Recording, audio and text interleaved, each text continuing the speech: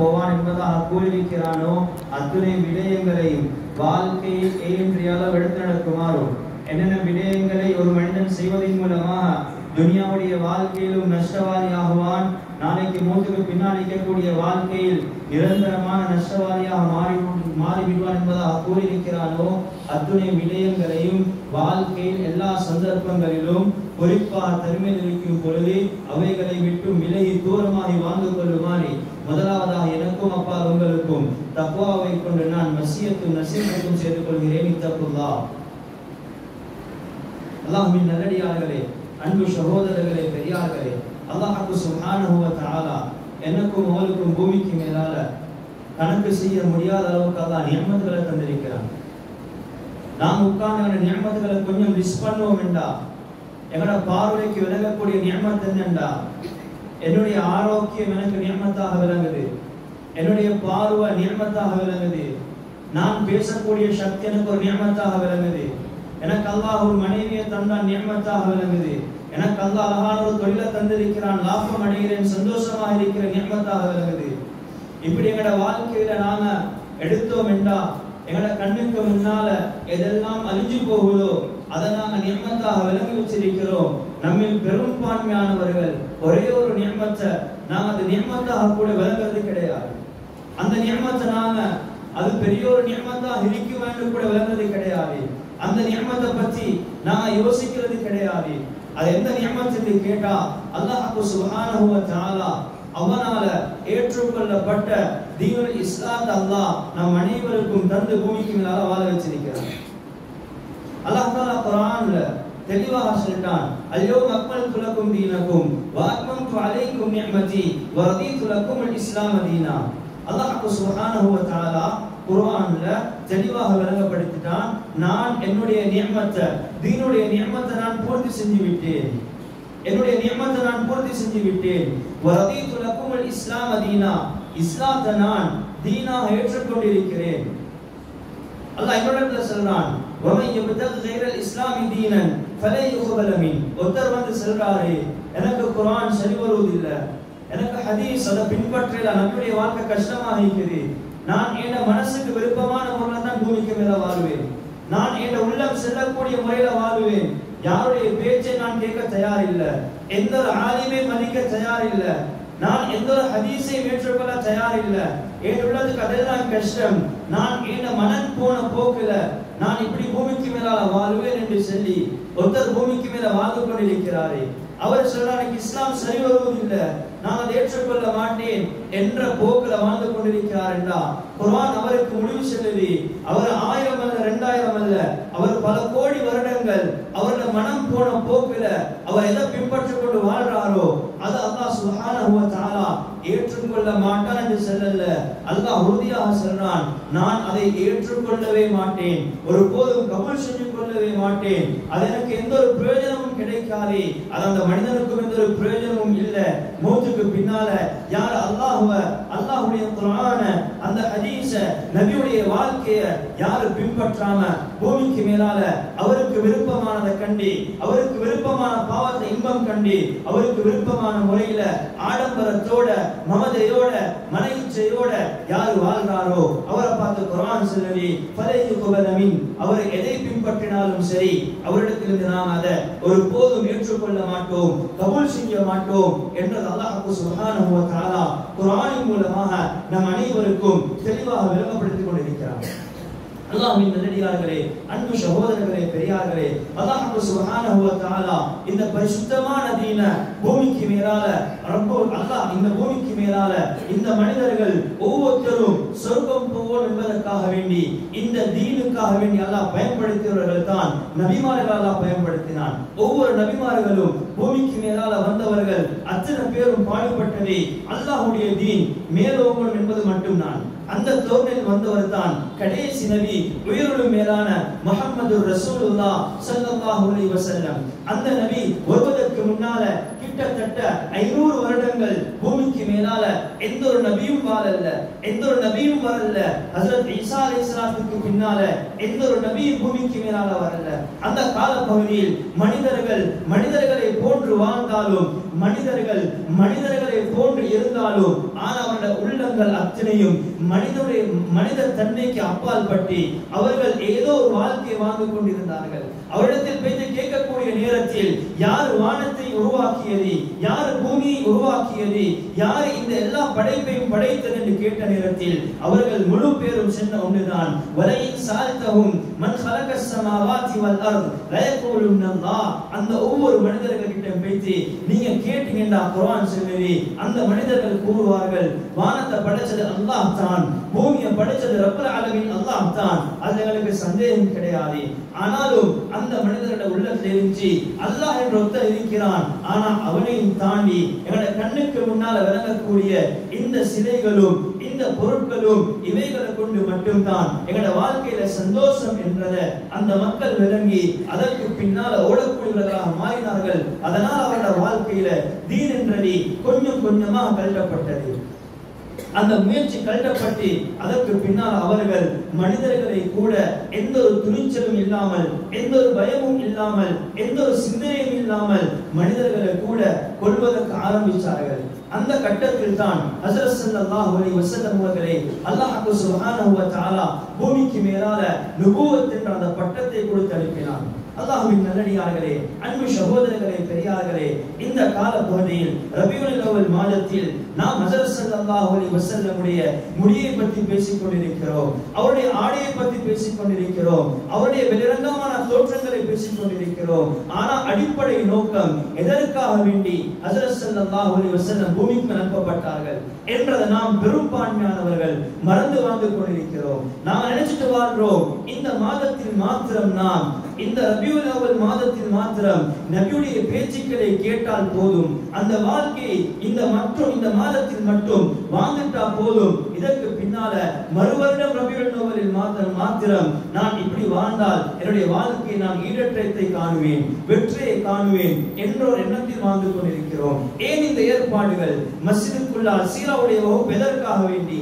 மஸ்ஜிதுக்கு அப்பால் பற்றி ஏனே எல்லா இடங்களிலும் நபியுடைய வார்த்தைகளும், நபியுடைய புகழ் மாலைகளும், நபியை பற்றி உண்டான வர்ணனைகளும் ஒவ்வொரு இரவும் இஷாவுக்கு பின்னால, அசருக்கு பின்னால, மக்ரிபுக்கு பின்னால ஏன் பேசப்படுவது என்றால் அந்த நபியுடைய வாழ்க்கையை போன்றி நாம் ஒவ்வொருத்தரும் வாழ்க்கையை மாற்றிக்கொள்ளணும் என்பதற்காக வேண்டி மாத்திரம்தான். அந்த நபி எப்படி வாழ்ந்தார்களோ, அந்த நபி எந்த முறையில் தூங்கினார்களோ, அந்த நபி எந்த முறையில் வாழ்ந்து காட்டினார்களோ, எப்படி வியாபாரம் செஞ்சாங்க, எப்படி மனைவிமார் நடந்து கொண்டாங்க என்றதை படிச்சு அதை கேட்டுட்டு நல்லாக இருந்துச்சு, உண்மையிலே நல்ல ஏற்பாடு செஞ்சிருந்தாங்க என்று செல்றதுக்கு இல்ல, மாற்றமாக எங்களோட ஒவ்வொருத்தரோட வாழ்க்கையிலும் அந்த நபியுடைய வாழ்க்கை வரணும், அந்த நபியுடைய சிந்தனை வரணும், அந்த நபியுடைய அழுகை வரணும், அந்த நபியுடைய முயற்சி வரணும் என்பதற்காக வேண்டிதான் சீராவுடைய வகுப்புகள் ஏற்பாடு பண்ணப்பட்டிருக்கிறது.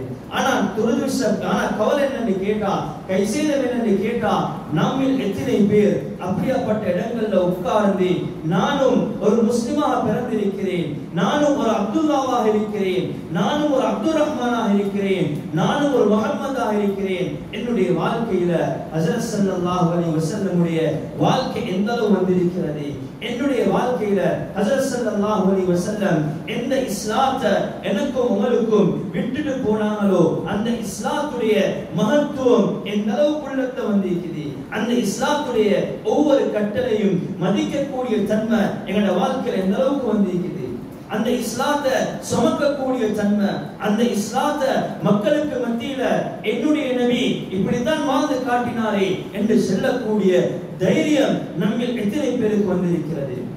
அல்லாஹ்வின் நல்லடியார்களே, அன்பு சகோதரர்களே, பெரியார்களே, நாமும் வாழ்ந்து கொண்டிருக்கிறோம், பூமிக்கு மேலால நாமும் வாழ்றோம் என்ற பெயரில் வாழ்ந்து கொண்டிருக்கிறோம், நானும் ஒரு முஸ்லிம் என்ற பெயரில் வாழ்ந்து கொண்டிருக்கிறேன்.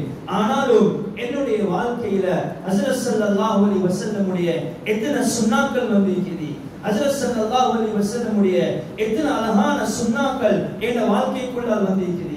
என்னுடைய வாழ்க்கையில இந்த சுன்னாக்களை நான் பின்பற்றேனா இல்லைண்டா என்னுடைய நபிக்கு மாற்றமாக யார் யாரோ காட்டி தந்த வாழ்க்கையில நான் இன்பம் கண்டு கொண்டிருக்கிறேனா?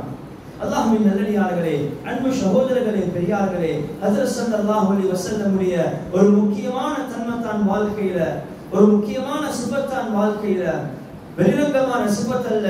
ஹஜ்ரத் ஸல்லல்லாஹு அலைஹி வஸல்லமுடைய உள்ரங்கமான ஒரு தன்மை தான். யாருடைய ஸல்லல்லாஹு அலைஹி வஸல்லம் மிருதுவாக நடக்கக்கூடிய நபியாக இருந்தாங்க. யாருடைய நபி ஸல்லல்லாஹு அலைஹி வஸல்லம் அவங்க கடினமான முறை நடக்கல வாழ்க்கையில. யாருடையும் கோபம் காட்டல. யாருக்கு முன்னாலே மோத்துக்கு பாஞ்சி ஏசல்ல. யாருடைய ஸல்லல்லாஹு அலைஹி வஸல்லம் அவர்கள் மிருதுவாக நடந்தாங்க என்பதை நாம் நபியுடைய வாழ்க்கை வரலாற்று மூலமாக படித்துக் கொண்டிருக்கிறோம். ஸல்லல்லாஹு அலைஹி வஸல்லம் யாருக்கு மிருது என்ற தன்மை கொடுக்கப்படுவதோ, மன் நுஅத்திய ரிஃப்க, யாருக்கு மிருது என்ற தன்மை கொடுக்கப்படுவதோ அவருக்கு அல்லாஹ் சுப்ஹானஹு வ தஆலா எல்லா விதமான கைரையும் கொடுத்துட்டான் என்பதாக சொன்னாங்க. யார்கிட்ட அந்த சாஃப்ட்னஸ் என்ற கூடிய அந்த சிஃபத் கல்டப்படுமோ அவருடைய வாழ்க்கையில எல்லா விதமான கைர்களும் கல்டப்பட்டு என்பதாக சொன்னாங்க. சகோதரர்களே, பெரியார்களே, இந்த ஹதீஸுக்கு விளக்கம் எழுதுறாங்க உலமாக்கள். யாருக்கு விருது தன்மை கொடுக்கப்படுவதோ அவர் எல்லா விதமான கைரை பெற்றவராக மாறுவாரு. என்ன அர்த்தம்? ஒருத்தர் ஒரு வாப்பாவாக இருக்கிறாரு. இவர் வாப்பாவாக இருந்து கொண்டு இவர் ரூல் பண்றாரு. நான் சொல்றதை தான் முழு பேரும் கேட்கணும். என்னுடைய வீட்டுக்குள்ளால நான் ஏசினா யாரும் பேசப்படாது, நான் பேசினா அதுக்கு யாரும் பேசப்படாது. ஏன வார்த்தை தான் கடைசி வார்த்தை, யாருக்கும் மஷூரா செய்யறதுக்கு அனுமதி இல்லாததுக்காகட்டி என்று ஹாஷா நடக்கிறார் என்றா அந்த குடும்பத்துக்குள்ளால கைருண்டா என்பதாக எழுதுறாங்க. எப்போது வாப்பா இப்ராஹிம் அலைஹிஸ்ஸலாத்து வஸ்ஸலாம் போல அல்லது ஹஜ்ரத் ஸல்லல்லாஹு அலைஹி வஸல்லம் போல மிருதுவாக நடக்க ஆரம்பிப்பாரோ அந்த சந்ததிகள் அல்லாஹ்வுக்கு வழிபட்ட சந்ததிகளாக மாறுவாங்க என்றதுல சந்தேகம் கிடையாது. அல்லாஹ்வின் நல்லடியார்களே, அன்பு சகோதரர்களே, பெரியார்களே, ஹஜ்ரத் இப்ராஹிம் அலைஹிஸ்ஸலாத்து வஸ்ஸலாம் தனக்கு கனவு காட்டப்படுவது தன்னுடைய மகன் இருக்கிறது போல கனவு காட்டப்படுவது. ஒரு நபி கனவு கண்டாலே தேவண்டா தன்னுடைய மகன் இஸ்மாயில வந்து ஒரு இலை எடுத்து கீழே போட்டு வச்சு நான் கனவு கண்டதனால நான் அறுக்கிறேன் என்று அவருக்கு ஹாஷா போயிடுச்சு. ஆனா என்ன செஞ்சாங்க?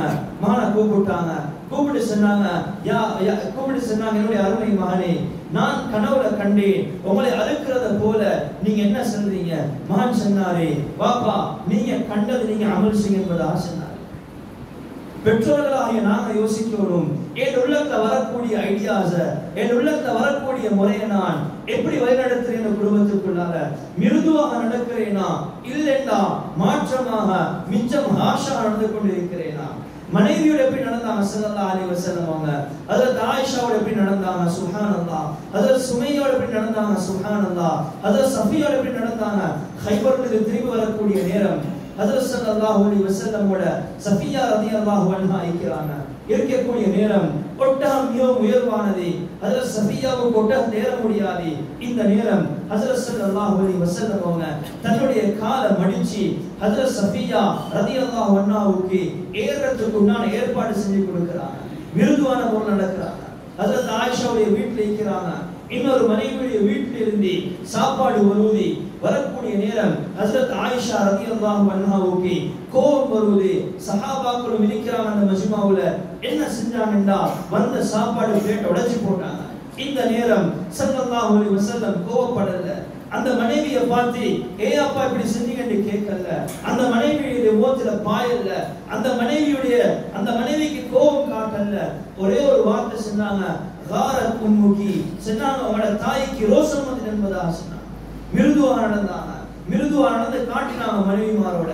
ஹஜ்ரத் ஸல்லல்லாஹு அலைஹி வஸல்லம் அவங்க வாழ்க்கையில ஒவ்வொரு கட்டத்திலையும் ஒவ்வொரு நிலைமையிலையும் மிருதுவாக இருந்தாங்க. அந்த சாஃப்ட்னஸ் உம்மத்துடைய ஹிதாயத்தாக மாறிச்சு.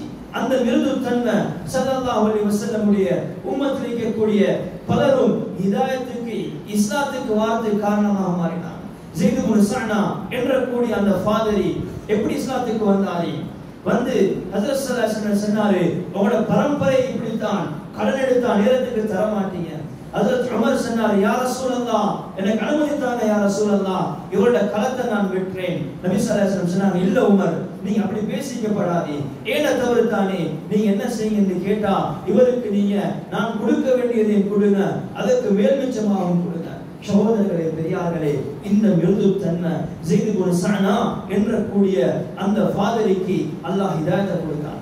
அல்லாஹ் நபியை பார்த்து குர்ஆன்ல சொல்றான், "ஃபபிமா ரஹ்மத்தின் மினல்லாஹி லின்த லஹும் வலவ் குன்த ஃபத்தன் கலீலல் கல்பி லன்ஃபது மின் ஹவ்லிக் ஃபஅஃபு அன்ஹும் வஸ்தக்ஃபிர் லஹும் வஷாவிர்ஹும் ஃபில் அம்ர்." சுப்ஹானல்லாஹ். அல்லாஹ் நபியை பார்த்து சொல்றான், "ஃபபிமா ரஹ்மத்தின் மினல்லாஹ்." அல்லாஹ்வுடைய ரஹ்மத்தால மட்டும் தான் நீங்க எப்படி இருக்கீங்க தெரியுமா? லின்த லஹும், அந்த மக்களுக்கு நீங்க மிருதுவான முறையில் நடந்துக்கோங்க. எப்ப சஃப்னஸ் என்ற கூடிய தன்மை என்னோட வாழ்க்கையிலிருந்து கழட்டப்படுமோ, நான் நபியுடைய ஒவ்வொரு சுன்னத்தையும் பின்பற்றிக் கொண்டிருக்கிறேன். ஆனா எனக்கிட்ட மக்களோட பேசக்கூடிய நேரம் யாரை கண்டாலும் எனக்கு மிருதுவா பேசக்கூடிய சிபத் கிடையாது. யாருடைய சிரிச்சி சலாம் சொல்லக்கூடிய பழக்கம் கிடையாது. யாரை கண்டாலும் துஆ செய்யற பழக்கம் கிடையாது. ஏன நபி எப்படி வழிகாட்டினாங்க? யாரை கண்டாலும் சொன்னாங்க சிரிச்சு பேசுங்க. தவஸ்ஸுமுக ஃபீ வஜ்ஹி அஹீக சதகா. சொன்னாங்க ஸல்லல்லாஹு அலைஹி வஸல்லம், நீங்க உங்களோட சகோதரரை பார்த்து புன்முறுவல் போட்டு சிரிக்கிறது சொன்னாங்க, இது உங்களுக்கு சதகாவுடைய நன்மையை தரும் என்பதாக சொன்னாங்க. ஆனா எங்களோட எத்தனையோ பேருடைய மூஞ்சி சுப்ஹானல்லாஹ் பார்க்க முடியாது. அவர்கிட்ட சலாம் கிடையாது. ஆனா நெத்தில தொழக்கூடிய அடையாளம் மட்டும் இருக்குது. அவருடைய உள்ளத்துல மக்களை பற்றி இரக்கம் கிடையாது. அவர்கிட்ட மிருதுவா நடக்கக்கூடிய தன்மை கிடையாது. ஹஜ்ரத் ஸல்லல்லாஹு அலைஹி வஸல்லம் கிட்ட ஒரு வாலிபர் வராரு. வரக்கூடிய நேரம், அந்த வாலிபர் வரக்கூடிய நேரம் பெரும் பெரும் சஹாபாக்கள் ஹஜ்ரத் ஸல்லல்லாஹு அலைஹி வஸல்லமுடைய மஜ்மால உட்கார்ந்து இருக்கிறாங்க. இந்த வாலிபர் வராரு. வந்து சொல்றாரு, யா ரசூலல்லாஹ் இக்ஸல்லி பிஸ்ஸினா. சுப்ஹானல்லாஹ். வந்து கேக்குறாரு, யா ரசூலல்லாஹ் எனக்கு நீங்க ஜினா செய்ய அனுமதித்தாங்க. யாரு கேக்குறது? யார்கிட்ட கேக்குறது? ஒரு வாலிபர் கேக்குறாரு, ரஹ்மத்துல் லில் ஆலமீன் கிட்ட கேக்குறாரு. ஒரு வாலிபர் கேக்குறாரு, உலகத்துடைய தலைவர், நபிமார்க தலைவர் ரஹ்மத்துல் லில் ஆலமீன் கிட்ட வந்து கேக்குறாரு, யா ரசூலல்லாஹ் எனக்கு நீங்க ஜினா செய்ய அனுமதித்தாங்க. அந்த மஜ்மல யார் இருக்கிறது? பெரும் பெரும் சஹாபாக்கள் இருக்கிறாங்க. ஒவ்வொரு சஹாபியும் அந்த வாலிபர்ட மோத பார்க்கறாங்க. இந்த நேரம் இரக்கமுள்ள நபி, அன்பான நபி, அல்லாஹ்வுடைய தூதர் கோவப்படல. அந்த வாலிபரை சொன்னாங்க, கிட்ட வாங்க. கூப்பிட்டு எடுத்தாங்க. எடுத்து என்ன செஞ்சாங்க? தனக்கு பக்கத்துல வச்சு கொண்டாங்க. வச்சு என்ன கேட்டாங்க? திருப்பி உங்களோட கேள்வியை கேளுங்க. அந்த வாலிபர் கேட்டார், யா ரசூலல்லாஹ் நான் என்ன கேட்கிறேன்டா, எனக்கு நீங்க ஜினா செய்வதற்கு அனுமதித்தாங்க யா ரசூலல்லாஹ் என்று கேட்ட நேரம் ஹஜ்ரத் ஸல்லல்லாஹு அலைஹி வஸல்லம் கோவப்படல, மோத்த மாத்தல்ல, கண்ணெல்லாம் முருட்டல்ல, அவரோட மூச்சு வாங்கல்ல. ஹஜ்ரத் ஸல்லல்லாஹு அலைஹி வஸல்லம் அமைதியா கேட்டாங்க, வாலிபரே இந்த பாவத்தை உங்களோட குடும்பத்துல உங்களோட சகோதரிக்கு யாராவது இந்த பாவத்தை செஞ்சா நீங்க ஏற்றுக்கொள்வீங்களா? சொன்னாரு, யா ரசூலல்லாஹ் நான் இல்ல, உலகத்துல யாரும் ஏற்றுக்கொள்ள மாட்டாங்க. ஸல்லல்லாஹு திருப்பி கேட்டாங்க, உங்களோட தாய் இல்லாட்டி உங்களோட சாட்சி பெரியம்மா யாராவது இந்த பாவத்தில் ஈடுபட்டா நீங்க ஏற்றுக்கொள்வீங்களா? சொன்னாங்க, யா ரசூலல்லாஹ் எப்படி ஏற்றுக்கொள்வது யா ரசூலல்லாஹ்? நானும் ஏற்றுக்கொள்ள மாட்டேன், உலகத்துல யாரும் ஏற்றுக்கொள்ள மாட்டாங்க யா ரசூலல்லாஹ் என்று சொன்ன நேரம் ஸல்லல்லாஹு அலைஹி வஸல்லம் அந்த வாலிபரோட தோள்ல கை வச்சு சொன்னாங்க, வாலிபரே நீங்க யாரோட ஜினா செய்ய போறீங்களோ அந்த பெண்மணி யாருக்காவது சகோதரி, இல்லைன்னா யாருக்காவது தாய், இல்லைன்னா யாருக்காவது சாட்சி பெரியம்மாவா இருக்கும். அதனால நீங்க இந்த பாவத்தை செய்ய வேணாம் என்று சொன்ன நேரம் வாலிபர் சொன்னாரே, யா ரசூலல்லாஹ் நான் இனிமேல் அந்த பாவத்தை நினைச்சு பார்க்க மாட்டேன், எனக்கு நீங்க துஆ செய்யுங்க யா ரசூலல்லாஹ் என்று கேட்ட நேரத்தில் ஹஜ்ரத் ஸல்லல்லாஹு அலைஹி வஸல்லம் அந்த வாலிபருடைய நெஞ்சில தட்டி, யா அல்லாஹ் இவருடைய உள்ளத்தை பரிசுத்தப்படுத்தி இவருடைய உள்ளத்தை நீ உறுதியாக வை என்பதாக துஆ செய்தார். அல்லாஹ்வின் நல்லடியார்களே, அன்பு சகோதரர்களே, பெரியார்களே, நாங்க யோசிப்போம், எங்கட ஊர்ல இருக்கக்கூடிய எங்கட மஹல்லால இருக்கக்கூடிய வாலிபர்கள் இன்றைக்கு பெரிய குற்றச்சாட்டு, யாரும் பள்ளிக்கு வாராங்க இல்ல, யாரும் பள்ளியோட தொடர்பாகிறாங்க இல்ல, யாரும் பள்ளிக்குள்ள எடுக்கிறது கஷ்டமாக இருக்குது. நாங்க யோசிப்போம், இந்த வாலிபர்களோட நான் எப்படி நடந்திருக்கிறேன்? மிருதுவாக நடக்கிறேனா? வாலிபர்கள் என்றா உண்மையிலே குழப்பம் செய்யக்கூடியவர்கள், அவர்கள் நிச்சயமாக பிரதி பண்ணக்கூடியவர்கள். இந்த வாலிபர்களை நான் மஸ்ஜிதுக்குள்ள எடுக்கிறதுக்காக வேண்டி ஹஜ்ரத் ஸல்லல்லாஹு அலைஹி வஸல்லம் முறையாடுகிறேனா? இல்லைண்டா நான் நிச்சயம் ஹாஷாக நடக்கிறேனா? ஏட மகன் பள்ளிக்கு வாரார் இல்ல, ஏட மகன் பள்ளியோட தொடர்பாகிறார் இல்ல, அந்த மகனோட நான் எப்படி நடந்திருக்கிறேன்? பள்ளிக்கு வரல என்றதுனால நான் அவரை இரக்கமாக கடினமாக செல்றேனா இல்லைன்னா கடினமான முறை ஹேண்டில் பண்றேனா? நான் கவலைப்படுறது என் வீட்டுக்குள்ளால தொழுகை இல்லாம இருக்குது, என் வீட்டுல யாரும் சொல்றத கேட்கறாங்க இல்ல. நாங்க ஒரு கணம் உள்ளத்துல கை வச்சு கேட்டா ஹஜ்ரத் ஸல்லல்லாஹு அலைஹி வஸல்லம் அவங்க தன்னுடைய குழந்தைகளோட தன்னுடைய மனைவியோட நடந்து கொண்ட முறை என்னவே மிருதுவா நடந்து கொண்டாங்க. நாங்க அப்படி நடந்து கொள்றோமா இல்லைன்னா கடினமான ஒரு போக்க எங்களோட வாழ்க்கையில நான் இப்படி நடந்தா தான் என்னை என் குடும்பம் மதிப்பாங்க, என்னை நண்பர்கள் மதிப்பாங்க, என் ஊர் மக்கள் மதிப்பாங்க என்ற எண்ணத்துல மிச்சம் ஹாஷா நடந்து கொண்டிருக்கிறோமா? அல்லாஹ்வின் நல்லடியார்களே, அன்பு சகோதரர்களே, பெரியார்களே, ஹஜ்ரத் ஸல்லல்லாஹு அலைஹி வஸல்லம் அவங்க மஸ்ஜித் நபவியில் இருக்கிறாங்க. இருக்கக்கூடிய நேரத்துல ஒரு கிராமப்புறத்தில் இருந்து ஒரு அரபி வந்தாரு. அந்த மஜ்மால பெரும் பெரும் சஹாபாக்கள் இருக்கிறாங்க. இருக்கக்கூடிய நேரம் ஒரு மனிதர் வந்தாரு. வந்து என்ன செஞ்சாரு? பள்ளிக்குள்ளால சிறுநீர் கழிக்க ஆரம்பிக்கிறாரு. இதை கண்ட சஹாபாக்கள் தடுக்கிறதுக்கு போன நேரம் ஹஜ்ரத் ஸல்லல்லாஹு அலைஹி வஸல்லம் சொன்னாங்க, இல்ல இல்ல அவர் விட்டுருங்க, சிறுநீர் பெய்யட்டும். சிறுநீரை பூர்த்தியாக கழிச்சு முடிச்சாரு. முடிச்சதன் பின்னால ஹஜ்ரத் ஸல்லல்லாஹு அலைஹி வஸல்லம் அந்த மனிதரை கிட்ட கூப்பிட்டாரு. கிட்ட கூப்பிட்டு சொன்னாரு, இந்த மஸ்ஜிதுகள் வந்து சிறுநீர் கழிக்கிறதுக்கு ஒரு இடம் இல்ல. இந்த மஸ்ஜித் வந்து அல்லாஹ்வை ஜிக்ர் செய்யக்கூடிய இடம், தொழக்கூடிய இடம், குர்ஆன் ஓதக்கூடிய இடம் என்பதாக சொன்னாரு. அந்த மனிதர் என்ன செஞ்சாருன்னா, அந்த மனிதர் அதற்கு பின்னால் அவர் சொல்றாரு, பின்னால் இஸ்லாத்தை ஏற்றுக்கொள்றாரு. சொல்றாரு, நான் அல்லாஹ் மீது சத்தியமாக சொல்றேன், இத போல ஒரு முஅல்லிம், ஒரு டீச்சர் என் வாழ்க்கையில நான் கண்டதே கிடையாது. என் வாழ்க்கையில இப்படி ஒருத்தர் நான் கண்டதே கிடையாது. என்னை பயப்படுத்தல, எனக்கு அடிக்கல, என்னை ஒதுக்கி பார்க்கல, எனக்கு ஏசல்ல, என்னை கிட்ட கூப்பிட்டு வச்சு இந்த மஸ்ஜித் என்றது தேவையில்லாத வேலை செய்யறதுக்கு இல்ல. இந்த மஸ்ஜித் இருக்குது அல்லாஹ்வை ஜிக்ர் செய்யறதுக்கு, குர்ஆன் திலாவத்துக்கு. அந்த நபி அழகான முறையில் விளக்கப்படுத்தினாங்க என்ற அந்த கிராமப்புறத்து அரபி அழகான முறையில் கூறுறாரு. அல்லாஹ்வின் நல்லடியார்களே, அன்பு சகோதரர்களே, பெரியார்களே, ஹஜ்ரத் ஸல்லல்லாஹு அலைஹி வஸல்லம் அவங்க ஒவ்வொரு மனிதரோட எப்படி நடந்தாங்க? மிருதுவான தன்மை கொண்டு நடந்தாங்க. அந்த சாஃப்ட்னஸ் இந்த இஸ்லாம் பூமிக்கு மேல பரவிச்சு. அந்த மிருது தன்மை இன்றைக்கு நாம் முஸ்லிமாக வாழ்ந்து கொண்டிருக்கிறோம். அல்லாஹ் குர்ஆன்ல சொல்றான், நீங்க கடினமானவராக இருந்திருந்தா, நீங்க கடினமாக நடந்திருந்தா குர்ஆன் சொல்லுது, லின்தலஹும் வலவ் குன்த ஃபத்தன் கதீலல் கல்பி லன்ஃபது மின் ஹவ்லிக். அல்லாஹ் சொல்றான் நபியை பார்த்து, நபியே நீங்க கடினமான முறையில, மிச்சம் ஹாஷான முறையில அந்த மக்களோட நீங்க நடந்திருந்தீங்கன்னா அந்த மக்கள் உங்ககிட்ட வந்திருக்க மாட்டாங்க. உங்களை விட்டும் அந்த மக்கள் தூரமாகி பேசியிருப்பாங்க. உங்களோட மிருதுத்தன்மை தான் மக்கள் உங்களுடைய இணையத்துக்கு காரணம் என்பதாக விளக்கப்படுத்தினார். இன்னைக்கு நாம பேசுறது எங்களோட யாரும் இணையறாங்க இல்ல, எங்களோட மஹல்லால யாரும் இணையறாங்க இல்ல, எங்களோட வாலிபர்கள் மஹல்லாக்கு வராங்க இல்ல, எங்களோட மஹல்லால ஃபிக்ஹ் கிளாஸ் செய்து யாரும் உட்கார்றாங்க இல்ல, எங்களோட மஹல்லால சீரா நடக்குது யாரும் உட்கார்றாங்க இல்ல.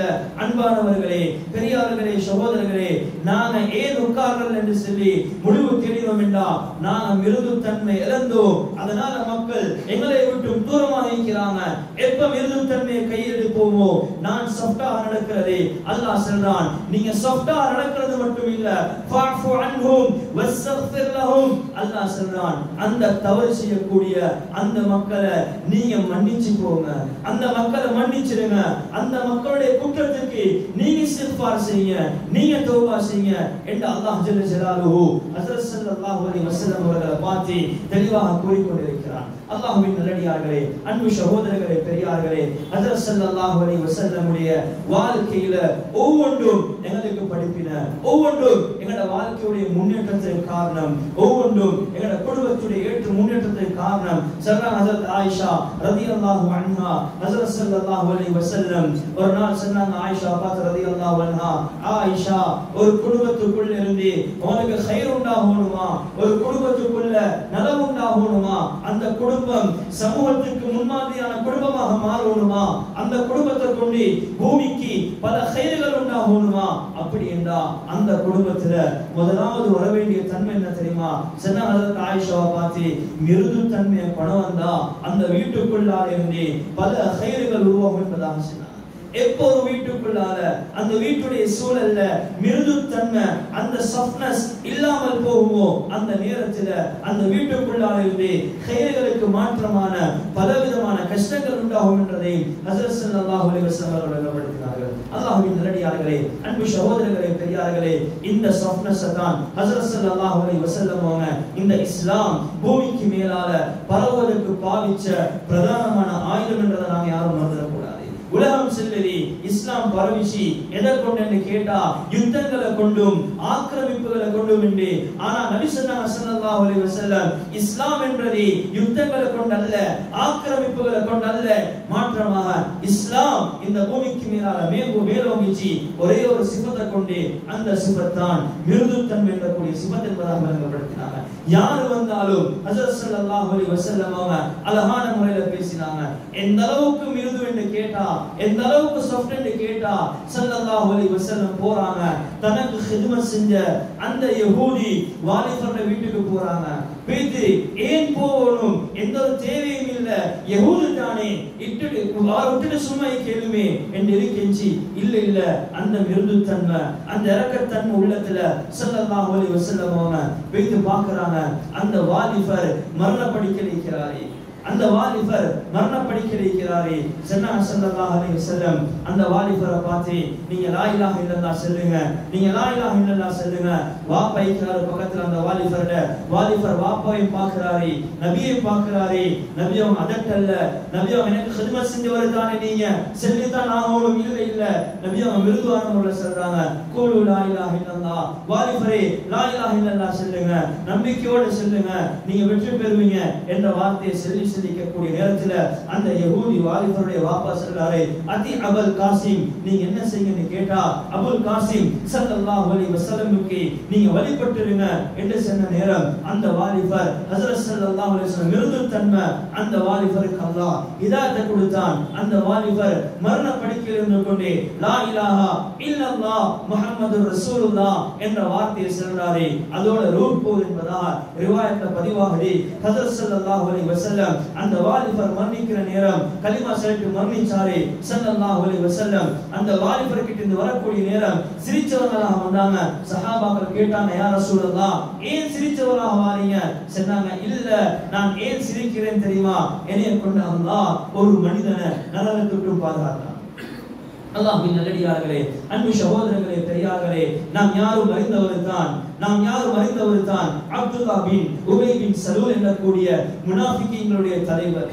இந்த தலைவர் மரணிக்கக்கூடிய நேரம் இவருடைய மகன் வாராரி வந்து சொல்றாரு, யா ரசூலல்லாஹ், எங்க வாப்பா மரணிச்சிட்டாரே, எங்க வாப்பாவுடைய ஜனாசாவை நீங்க தான் தொழுவிக்கணும்.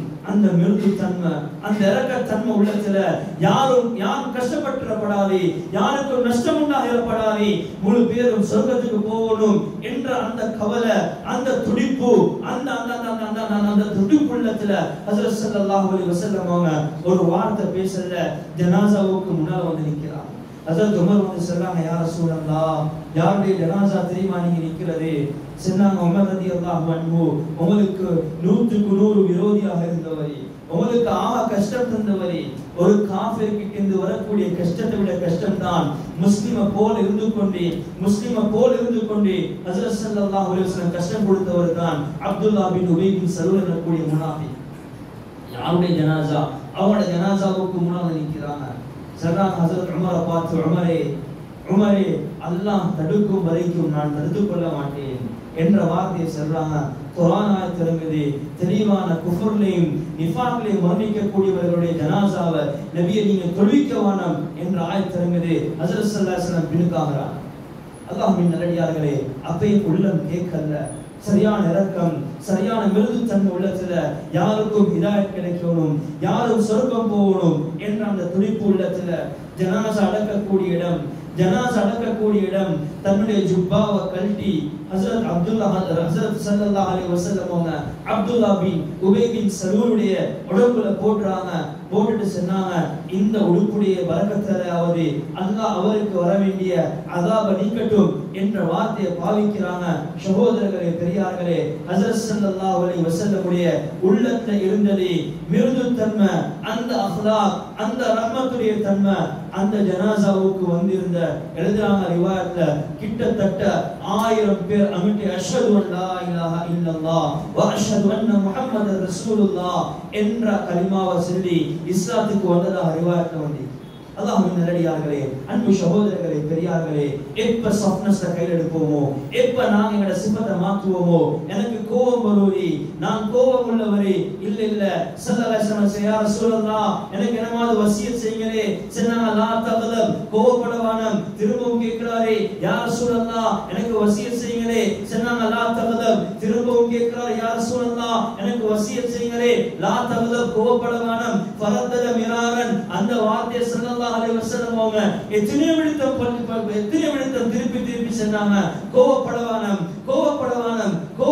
என்ற வார்த்தையை சொன்னாங்க. என்ன விளங்கப்படுத்துறாங்கடா, உங்களோட கோபத்தை கொண்டு மக்களுக்கு கயிறு உண்டாகாது, உங்களோட கோபத்தை கொண்டு உங்களுக்கும் நஷ்டம் உண்டாகும், உம்மத்துக்கும் நஷ்டம் உண்டாகும். அதனால மிருதுத்தன்மையை கையில் எடுங்க, உங்களோட வாழ்க்கையில கயிறு உண்டாகும், நீங்களும் சந்தோஷமாக வாழ்வீங்க. உங்களோட வீட்டுக்குள்ள அழைக்கக்கூடிய உங்களோட மனைவி உங்களை பார்த்து சந்தோஷப்படுவா, எங்களோட குழந்தைகள் எங்களை பார்த்து சந்தோஷப்படுவாங்க. யாரும் இணைவாங்க, யாரும் கூப்பிட்டா நல்ல விடயங்களுக்கு மஸ்ஜிதுக்கு வருவாங்க.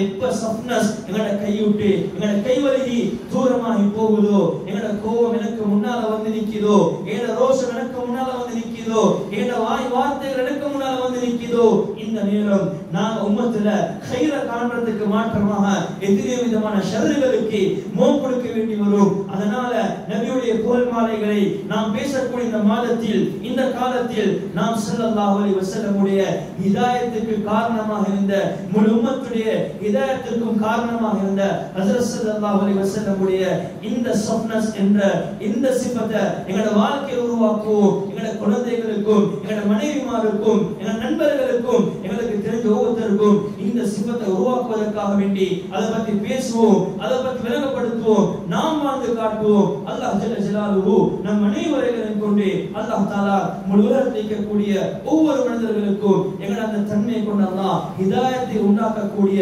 ஹிதாயத்துக்கு காரணமாக அல்லாஹ் நம் அனைவரையும் ஆக்கிரல்வானாக.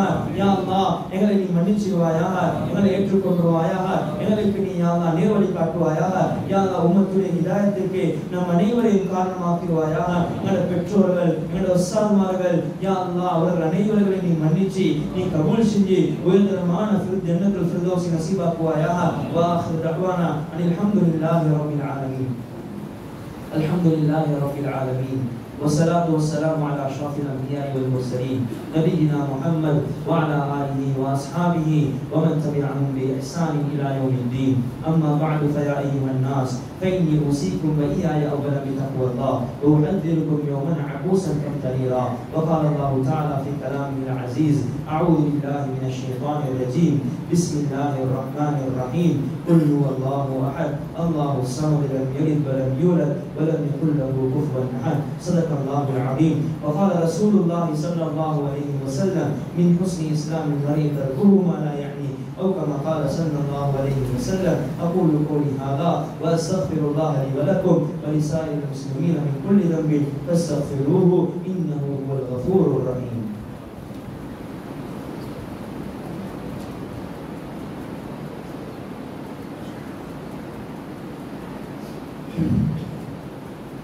إن الحمد لله نحمده ونستعينه ونستغفره ونؤمن به ونتوكل عليه ونعوذ بالله من شرور أنفسنا ومن سيئات أعمالنا. من يهده الله فلا مضل له ومن يضلل فلا هادي له. وأشهد أن لا إله إلا الله وحده لا شريك له. وأشهد أن سيدنا ونبينا ومولانا محمدا عبده ورسوله صلى الله عليه وعلى آله وصحبه وسلم تسليما كثيرا كثيرا. أما بعد فيا أيها الناس فإني أوصيكم وإياي أولا بتقوى الله وأحذركم يوما عبوسا قمطريرا. وقال الله تعالى في كلامه العزيز: أعوذ بالله من الشيطان الرجيم، بسم الله الرحمن الرحيم، إن الله وملائكته يصلون على النبي يا أيها الذين آمنوا صلوا عليه وسلموا تسليما. اللهم صل على محمد وعلى آل محمد كما صليت على إبراهيم وعلى آل إبراهيم، وبارك على محمد وعلى آل محمد كما باركت على إبراهيم وعلى آل إبراهيم إنك حميد مجيد. وقال رسول الله صلى الله عليه وسلم أرحم أمتي بأمتي أبو بكر رضي الله عنه وأشدهم في أمر الله عمر رضي الله عنه وقضاهم علي رضي الله عنه وقضاهم علي وأحياهم عثمان رضي الله عنه وقضاهم علي رضي الله عنه وسيد شباب أهل الجنة الحسن والحسين رضي الله عنهما والسيد نساء أهل الجنة فاطمة الزهراء بنت الرسول صلى الله عليه وسلم رضي الله عنها وحمزة أسد الله وأسد رسوله صلى الله عليه وسلم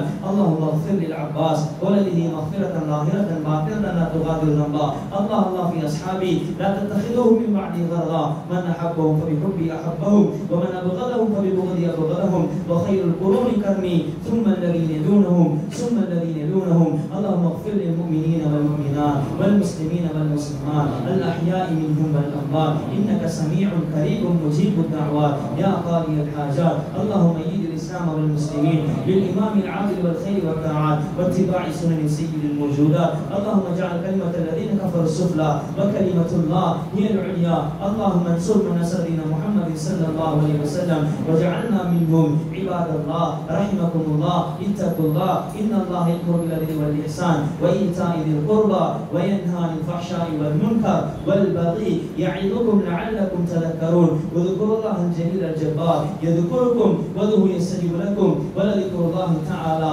أعلى وأولى وأعز وأجل وأتم وأهم وأكبر سبحان ربك رب العزة عما يصفون وسلام على المرسلين والحمد لله رب العالمين.